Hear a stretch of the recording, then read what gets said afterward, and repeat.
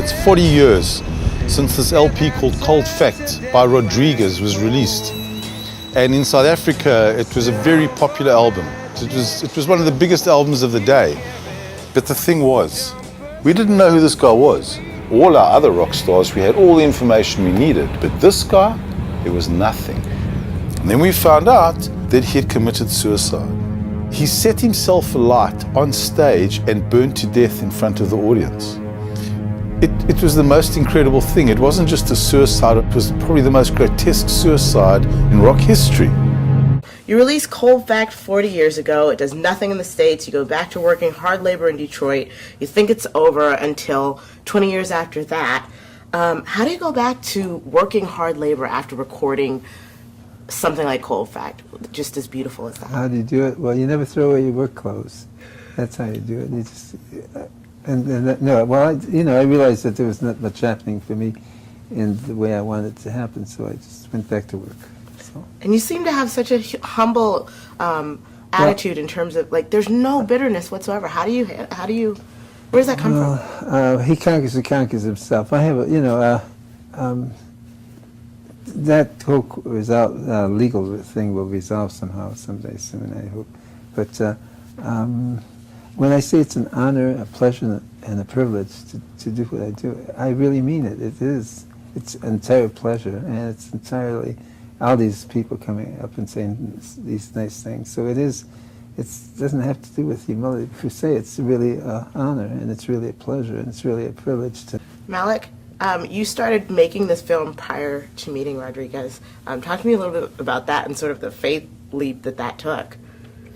Right, yeah, I first met Sugar. I was traveling around Africa and South America looking for stories 6 years ago.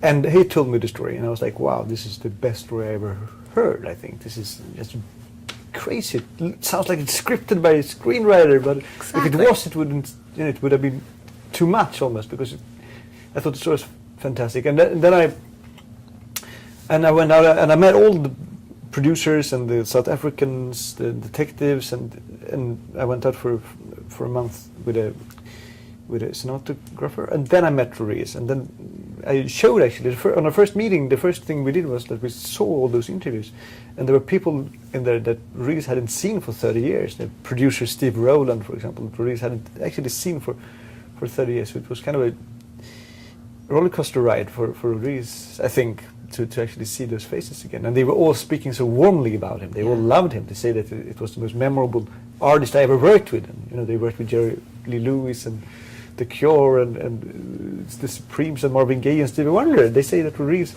was on that level. Yeah. And he was. And he was. Yeah.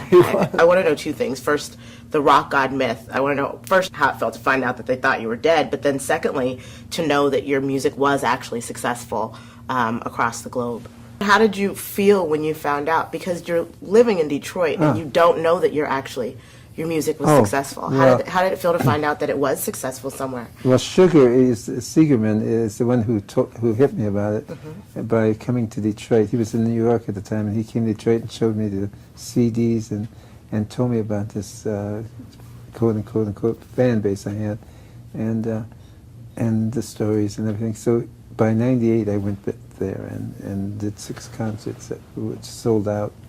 And I knew it was genuine because the audience would sing with me, so I knew that wasn't put on. The album was exceptionally popular. To many of us South Africans, he was the soundtrack to our lives. In the mid-70s, if you walked into a random white liberal middle-class household that had a turntable and a pile of pop records, and if you flipped through the records, you would always see Abbey Road by the Beatles, you would always see Bridge Over Troubled Water by Simon & Garfunkel, and you would always see Cold Fact by Rodriguez. To us, it was one of the most famous records of all time. And you're still touring? Yeah, very much so. Now we're going to be in Jersey, England, at the beginning of next month. We're going to do a 5,000-seater. So it has excited my music career, so I'm grateful and thankful to Malik Benjalul. But there were scenes in South Africa where Rodriguez forgot a couple of lines. It didn't matter because 5,000 people sang the songs to him. He was just standing there listening. I love that. That's beautiful. Well, congratulations to you Thank both. you Thank you for so much saying for hello. telling this story. I loved it. And I think of you. It's my favorite. Oh, I think of you. That's I a think of ballad? you.